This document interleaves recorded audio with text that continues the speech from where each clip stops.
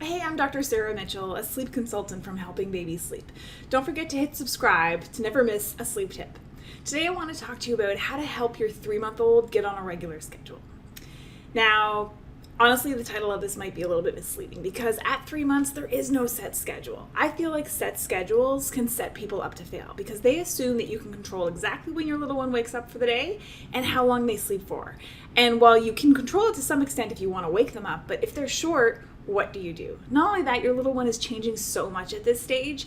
You may get on a schedule now, but that may change in 2 months or 2 weeks even, and how do you know when to make that change? So I like to think of it as a flexible schedule. The idea that every time your kiddo wakes up, you're projecting out to when they need to be asleep, and every time they take a full feed, you're projecting out to when that next full feed should be. 3 months can be a really tricky time because during the second month, the way kiddos sleep becomes a bit of a habit or established. I mean, there's a beautiful window between about 4 and 8 weeks where you can start to work on shaping sleep behavior. It's no tears training, but it's helping your kiddo fall asleep in the crib where you want them to be long term rather than on you. Not that there's anything wrong with sleeping on you, but it's just something that's hard to maintain long term, and so we want to have other options. In my newborn class, I teach that your goal in these two months, these stages, 0 to 3 months even, is to keep your baby well rested. And then the second goal is to use methods that you can maintain, and that's what I'm talking about teaching them to fall asleep in the crib rather than on you. Now, by 3 months, these preferences and habits can be established. So if they're used to being rocked to sleep, what you may find now is as you try and drop them into the crib, they're waking up and you're kind of repeating the process. And why does that happen? Well, around 3 months, your child is starting to come out of that 4th trimester. They're really waking up to the world around them and knowing that you exist even though they can't see you. So the 4-month sleep regression can actually start around 3.5 months. And that's that object permanence. And so what some of the signs are, my clients often report, she slept great. I was getting 6 to 8 hour stretches, and now all of a sudden she's waking up every 3 hours at night. Or my hour and a half naps are now disappearing to 45 minutes. And these are 2 main signs of the 4-month sleep regression.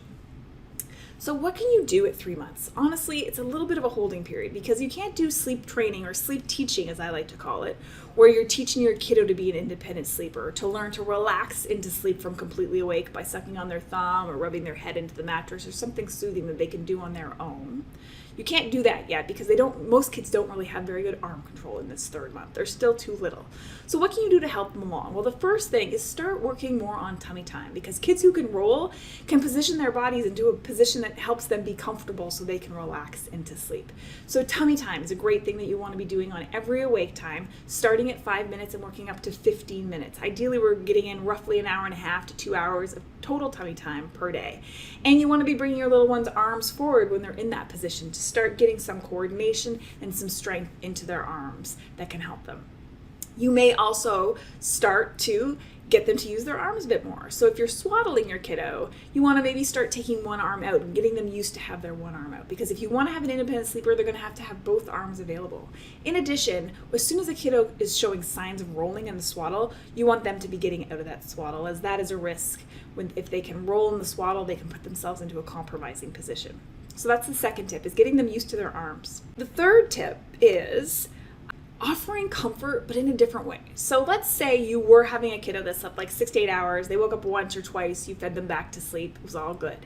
But now they're waking up every 3 hours. Well, you might not want to feed them back to sleep every 3 hours because then you might start shifting your calories from the day into the night. Can you offer comfort, but in a different way? Can you pick them up and rock them where you used to be on this extra wake up where you, instead of nursing them, or pop that pacifier back in instead of nursing them, or even just stroking them and showing them some comfort?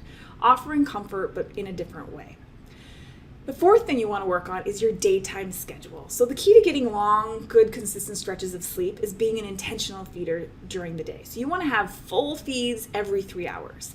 In my practice, I often work with snackers, kids who eat like every 1-2 hours. They don't really eat very much. And what that does is gives mom and dad a real big a lot of self-doubt because you're like, oh gosh, I don't feel like she's eating very well. She ate 8 times today, but they were small. Like, I don't know, when she wakes up 2 hours into my nighttime sleep, maybe she's hungry because she didn't eat well.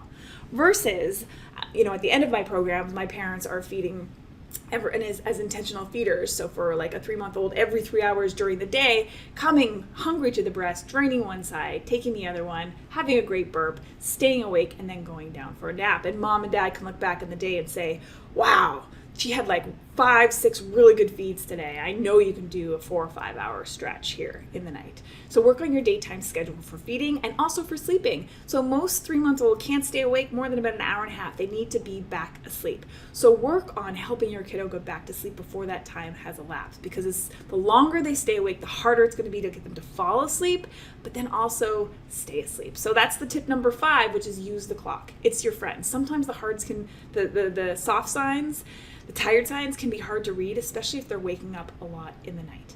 And then once you're kind of biding time at this 3 months sleep session, once you get into the 4 months, then you can talk about working on shaping sleep skills and having an independent sleeper. And that's all that I teach in my Helping Babies Sleep School, and the link is in the notes.